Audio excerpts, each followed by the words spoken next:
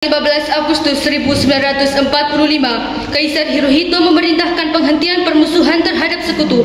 Setelah sebelumnya, yaitu pada tanggal 14 Agustus 1945, sekutu menjatuhkan bom atom di kota Hiroshima dan Nagasaki. Berita tentang gencatan senjata yang dilakukan oleh Jepang ini disiarkan di radio Jepang dari Tokyo. Ternyata siaran tersebut tertangkap di Indonesia dan Sultan Syahrir mendengarnya. Kembali bersama saya, berita Jepang hari ini. Datang dari Jepang yang memutuskan untuk gencatan senjata setelah kekalahannya dari Amerika. Apa? Jepang telah kalah? Aku harus memberitahu berita ini kepada para pemuda. Menghampiri para pemuda. Assalamualaikum. Waalaikumsalam. Apakah kalian sudah mendengar tentang berita kekalahan Jepang? Belum, Bung. Benarkah itu? Apa yang terjadi dengan Jepang? Dari yang kau dengar, sekutu telah menjatuhkan bom di kota Hiroshima dan Nagasaki. Oleh sebab itulah Jepang melakukan gencatan senjata. Kalau begitu kita harus segera memproklamirkan kemerdekaannya. Benar itu. Jepang sudah tidak ada wewenang lagi terhadap negeri kita. Kita harus memanfaatkan momen ini. Setelah mendengar berita kekalahan Jepang, Hairul Saleh segera merencanakan pertemuan dengan anggota golongan muda lainnya untuk membicarakan masalah proklamasi kemerdekaan. Pertemuan ini dilangsungkan di Jalan Pegangsaan Timur nomor 17, Jakarta pukul 20.00 WIB.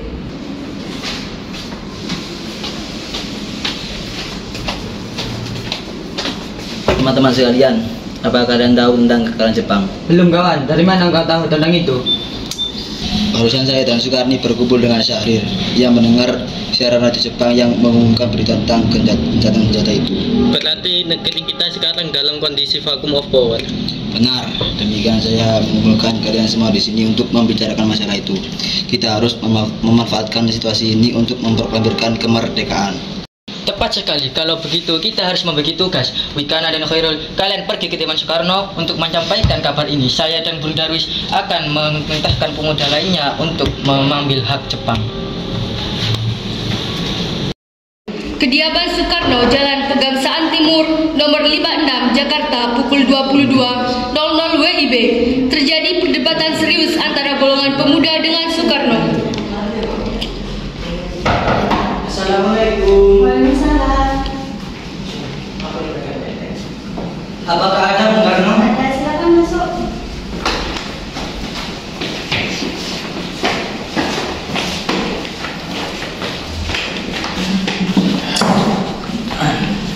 Ada kepentingan apa saudara kemarin? Kita harus memproklamirkan kemerdekaan sekarang juga, Bung. Ini batang leherku. Seret aku ke pojok ruangan itu sekarang juga dan bunuh aku saat itu juga. Kau tidak perlu menunggu hingga esok hari. Tenang saudara, Jepang adalah masa yang silam. Belum lagi kita menghadapi Belanda yang hendak kembali berkuasa di negeri ini. Jika saudara tidak setuju dengan apa yang saya katakan dan mengira diri saudara telah sanggup menopang kekuatan sendiri, mengapa datang pada Soekarno dan memintanya untuk memproklamirkan Indonesia? Mengapa kita harus menunggu di Jepang? Padahal Jepang sudah kalah oleh perang dunianya. Kekuatan segelintir ini takkan mampu mengalahkan kekuatan armada perang milik Jepang. Coba kau bayangkan, bagaimana cara kita untuk melindungi anak-anak dan para wanita jika terjadi pertumpahan darah? Dan bagaimana cara kita mempertahankan kemerdekaan? Dan bagaimana kita bisa tegak di atas kekuatan sendiri? Tapi semakin cepat kita memproklamasikan kemerdekaan, akan semakin cepat mengakhiri penderitaan yang ditanggung oleh rakyat. Inilah yang sudah ditunggu-tunggu bangsa kita, Bung. Baiklah, tapi berikan kami waktu untuk berunding sebentar. Bagaimana ini para pemuda menuntut untuk segera memproklamasikan kemerdekaan? Tapi kita masih membutuhkan waktu yang lama untuk mempersiapkan semuanya dengan matang, Bu, agar sesuatu yang tidak diinginkan tidak terjadi. Saya setuju. Menurut saya yang terpenting sekarang adalah menghadapi sekutu yang benar-benar kembali berkuasa di negeri ini. Selain itu, sebaiknya kemerdekaan dibicarakan dalam sidang PPKI 18 Agustus mendatang. Lalu bagaimana dengan pendapat golongan muda? Apa kita abaikan saja? Setelah selesai berunding, para golongan tua segera menemui para anggota golongan muda yang menunggu di luar ruangan. Setelah kami berunding tadi, kami tidak akan tergesa-gesa. mengenai hal proklamasi kemerdekaan. Hal ini masih dibicarakan lagi dalam sidang PPKI.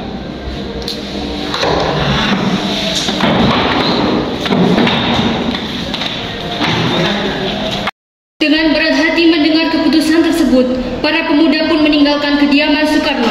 Tetapi mereka tidak putus asa. Mereka pun menyusun strategi bagaimana membujuk Soekarno dan Muhammad Hatta untuk memproklamasi kemerdekaan sesegera mungkin. Akhirnya, mereka memutuskan untuk mengasingkan kedua tokoh itu ke Rengas Dengklok agar terhindar dari desakan pemuda dan pengaruh Jepang di Jakarta.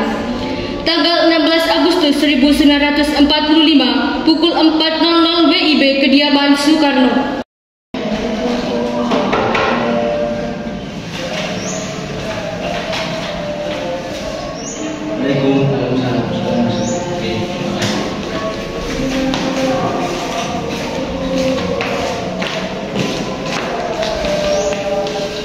Ada apa saudara datang sepagi ini?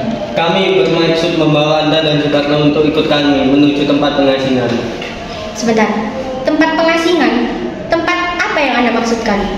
Ya, kami membawa kalian ke situ agar tidak terjadi bentrokan antara rakyat dan Jepang. Baiklah, kami akan ikut. Sebaiknya Ibu Fatmawati dan anak Anda ikut serta Bu untuk menjamin keselamatan mereka. Baiklah, saya akan mengajaknya. Soekarno dan Muhammad Hatta secara misterius pagi itu menimbulkan kepanikan di kalangan para pemimpin di Jakarta. Peristiwa ini baru diketahui oleh Mr. Ahmad Subardjo pukul 8.00 pagi. Apakah kalian tahu keberadaan Soekarno dan Hatta? Maaf, saya tidak tahu, Bu. Katakanlah kepadaku di mana mereka sekarang dan aku akan menjamin keselamatan mereka ketika mereka kembali ke Jakarta, dan aku akan menjamin kemerdekaan untuk kalian esok harinya. Baik, kami akan menunjukkan ke tempatnya Rengas Dengklok. Hina, Maaf, siapa? kalau antarkan kami ke Rengas Dengklok. Kalau begitu, naiklah.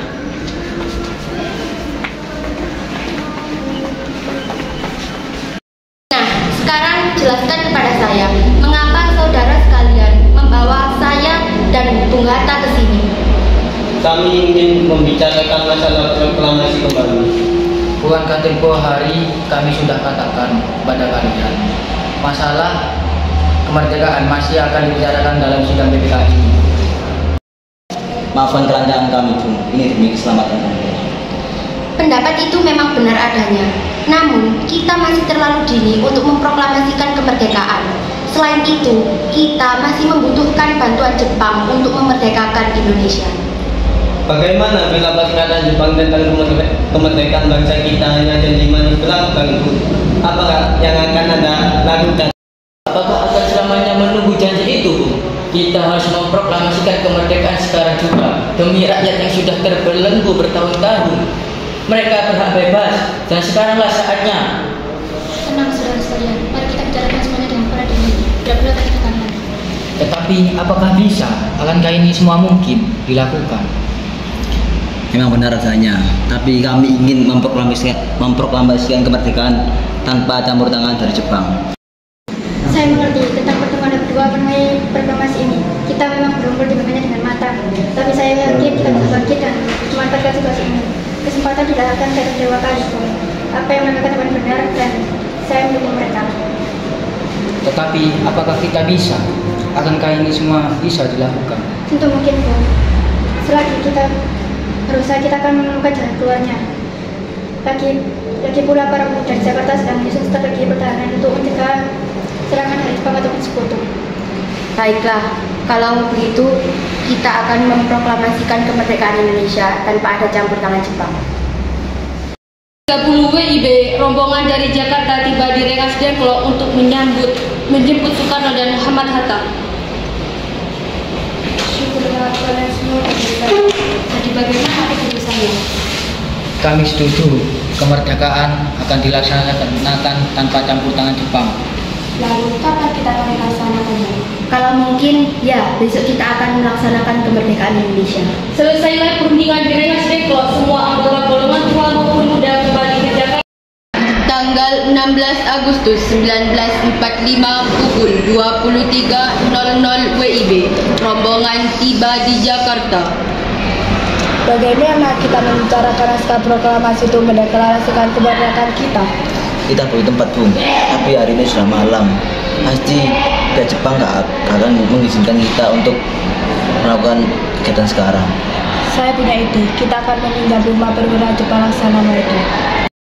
Tanggal 16 Agustus 1945, pukul 23.00 WIB, rombongan tiba di Jakarta.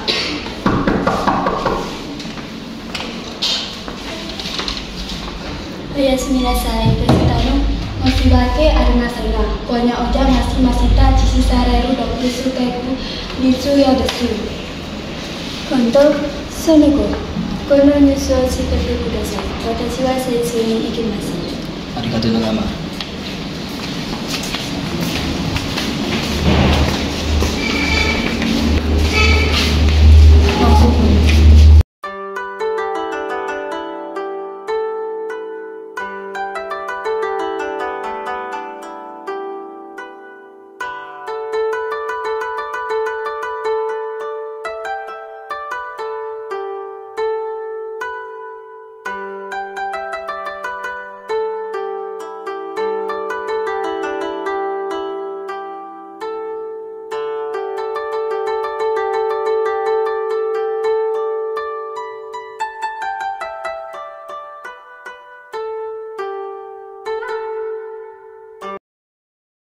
Teks proklamasi dilakukan di Rumah Makan Maeda. 3 eksponen pemuda yaitu Soekarni, Sudiro, dan BM Diah menyaksikan Soekarno, Muhammad Hatta, dan Mr. Ahmad Subarjo membahas perumusan naskah proklamasi. Acara perumusan naskah proklamasi berjalan lancar. Tidak ditemukan kesulitan untuk menemukan rumusan yang tepat. Sebagai hasil pembicaraan mereka bertiga, diperolehlah rumusan yang ditulis tangan oleh Soekarno. Pada tanggal 17 Agustus 1945, pukul 4.00 WIB, dibacakanlah rumusan naskah proklamasi untuk yang pertama kalinya di depan para hadirin yang berada di Rumah Maeda, yang langsung disetujui. Namun kemudian timbullah persoalan tentang siapa saja yang akan menandatangani naskah proklamasi tersebut. Menurut saya, teks ini tidak usah ditandatangani oleh anggota PPKI. Memang siapa yang akan menandatanganinya? PPKI kan lembaga kota Jepang, dan kita semua sepakat untuk tidak menandatangani. Memang kenapa? Lantas siapa yang akan menandatanganinya? PPKI kan bentukan Jepang, dan kita semua sudah sepakat untuk memproklamasikan tanpa campur tangan dari Jepang. Oh benar nak, bagaimana ini Bu? Kalau begitu, apakah dari kalian ada yang memiliki usul untuk menyelesaikan masalah ini? Bagaimana jika teks naskah ini ditandatangani oleh para hadirin yang datang sekalian, seperti Amerika yang mendatangi teks deklarasinya? Jangan, tidak bisa meniru. Kita harus berbeda dari bangsa lain. Lalu bagaimana, Bung Karno? Karena ini berkat jasa-jasa dari Indonesia, bagaimana kalau ini atas nama bangsa Indonesia? Kami setuju, dan saya punya usul. Bagaimana jika teks ini ditandatangani oleh Anda dan Mohatta? Usul yang bagus. Bagaimana menurut para hadirin? Kami setuju. Setelah semuanya setuju, Soekarno memerintahkan Sayuti Melik untuk mengetik teks proklamasi.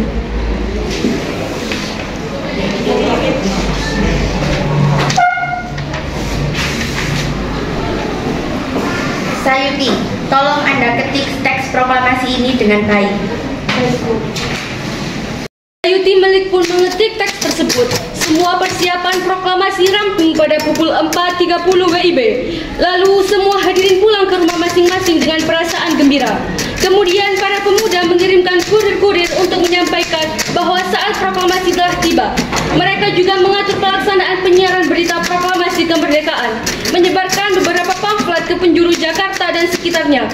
Pengeras suara diusahakan adanya. Semua dilakukan agar rakyat dapat turut menyaksikan momen paling berharga untuk bangsa Indonesia. Saat yang sama, Soekarno dan Ibu Fatmawati sampai di kediaman mereka dan berbincang sejenak.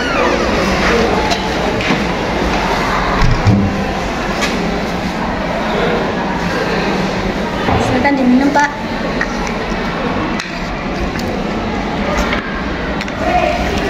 Bagaimana Pak hasilnya?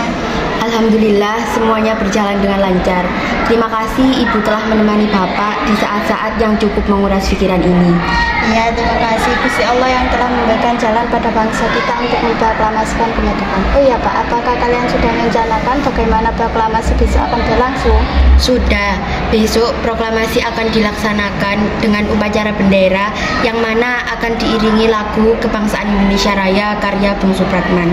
Bukankah kita belum punya bendera, lantas bagaimana? Ya ampun, Bapak sampai lupa. Bagaimana kalau ibu saja yang menjahitkannya? Tapi kain yang ada hanyalah merah dan putih, apa tidak apa-apa? Ya, tentu saja tidak apa-apa. Yang penting kita sudah berusaha untuk menyediakannya. Ya sudah, kalau gitu Bapak bersiap-siap sana untuk menyusun pidato yang akan Bapak baca. Sesaat sebelum upacara dimulai. Trimurti, tolong kau kibarkan bendera ini dengan baik sebagai awal kejayaan bangsa kita. Siap. Menghormati bendera ini, kalian mendapat kehormatan kantong bendera ini. Siap, Komandan. Kami tidak akan menyewakan Anda. Jumat pada tanggal 17 Agustus 1945 pukul 10.00 WIB di Jalan Pegangsaan Timur nomor 56 dilangsungkan proklamasi kemerdekaan Indonesia. Tiba saatnya upacara proklamasi kemerdekaan Indonesia. Tokoh-tokoh pejuang Indonesia telah hadir di lokasi. Di antaranya yaitu Mr. A. Maramis, Hos Cokro Aminoto, Oto Iskandar Dinata, Ki Hajar Dewantara, M. Tabrani, dan lain-lain. Suasana menjadi sangat hening. Soekarno dan Hatta dipersilahkan maju beberapa langkah dari tempatnya semula. Soekarno mendekati mikrofon dengan suaranya yang lantang dan mantap. Soekarno pun membacakan pidato pendahuluan sebelum beliau membacakan teks proklamasi.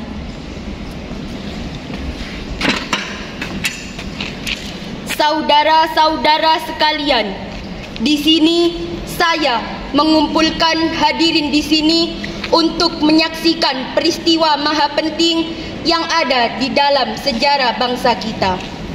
Berpuluh-puluh tahun kita jatuh bangun mempertahankan kemerdekaan Indonesia. Bahkan beratus-ratus tahun lamanya kita menyusun strategi dan kekuatan untuk menggapai cita-cita Indonesia merdeka dan bebas dari penjajahan bangsa lain. Semalam kami, para pemuka rakyat Indonesia dari berbagai penjuru memusyawarahkan. Dan permusyawaratan itu seia berkata, inilah saatnya bagi kita untuk mengobarkan api revolusi kemerdekaan Indonesia. Dengarkanlah proklamasi ini.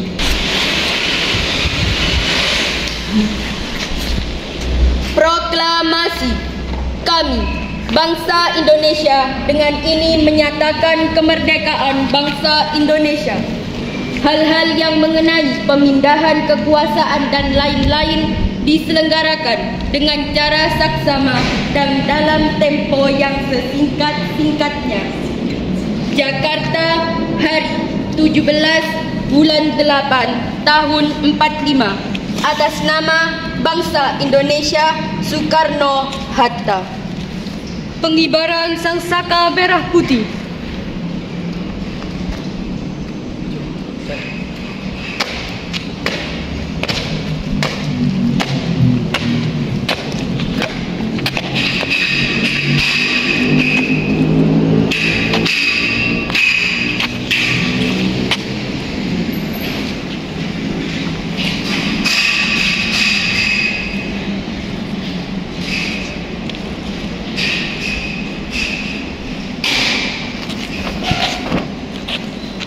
Bendera siap. Kepada sangsaka merah putih, hormat, gerak, tegak.